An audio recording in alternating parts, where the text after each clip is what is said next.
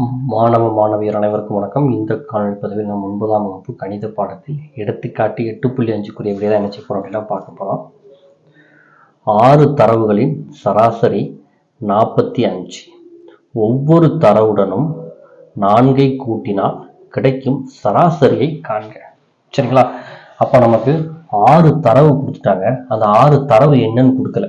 So அதை நம்ம என்ன எடுக்கோம் அப்படின்னா x1, x2, x3, x4, x5, x6 அப்படின்னு எடுக்கும்.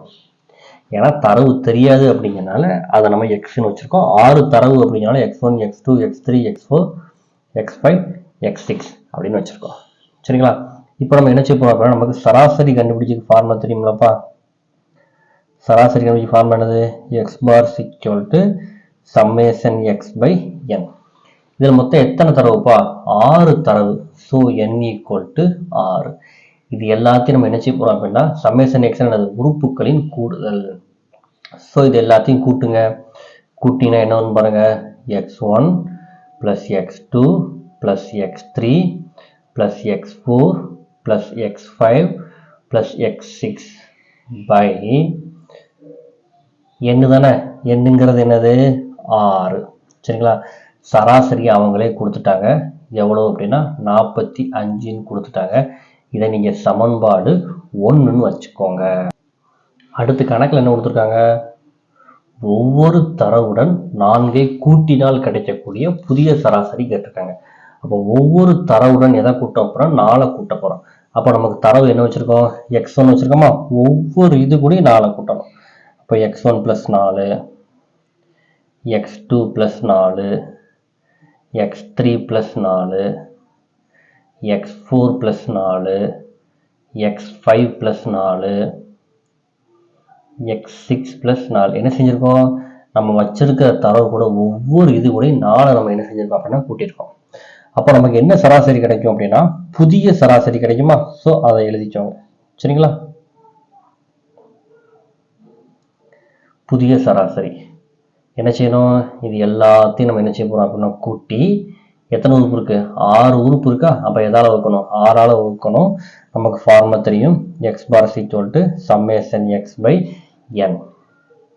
சரிங்களா? ஸோ எல்லாத்தையும் கூட்டுங்க. x1 + 4 + x2 + 4 + x3 + 4 + x4 + 4 + x5 + 4 + s6 + 4 by 6. சரிங்களா? ஸோ இப்போ பாருங்க. இப்போ இங்கிலீஷ் லெட்டர்லாம் ஒன்றால் வைக்கலாமா? எழுதுங்க.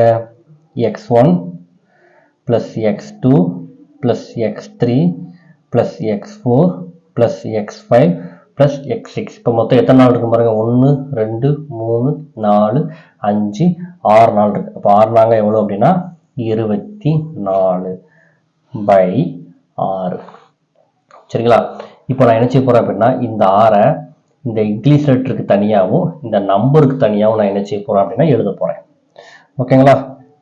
x1 + x2 + x3 + x4 + x5 + x6 by 6 + இங்க என்ன இருக்கு?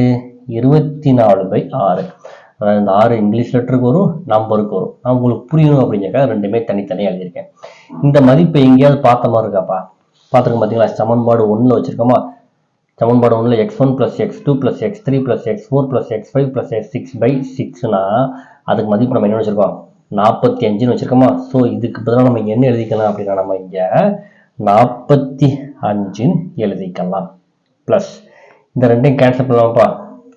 1 6 6, 2 12, 3 18, 4 6 எவ்வளவு? 24. அப்போ 45ஐயும் இந்த 4ஐயும் கூட்டினா என்ன வரும் அப்படின்னா நமக்கு 49. அப்போ நம்ம கண்டுபிடிச்சிருக்கிற புதிய சராசரி x பார் எவ்வளவு அப்படின்னா 49. இந்த ஒரு இடம் மட்டும் உங்களுக்கு ஞாபகத்தில் வரணும். இதுக்கு பதிலாக என்ன மதிப்பிட போறோம் அப்படின்னா 45ன்னு போட போறோம். எதுல இருந்து? சமன்பாடு 1ல் இருந்து. அவ்வளவுதான். ஓகே ஸ்டூடெண்ட்ஸ், இந்த சம் உங்களுக்கு புரிஞ்சிருக்கும் நம்புறேன். புரிஞ்சிருந்துச்சு அப்படின்னா வீடியோக்கு ஒரு லைக் பண்ணுங்க. நம்ம சேனலை உங்க நண்பர்களுக்கும் ஷேர் பண்ணுங்க. ஏதாவது டவுட்னா கமெண்ட் பண்ணுங்கள். தேங்க்யூ ஃபார் வாட்சிங் ஸ்டூடெண்ட்ஸ்.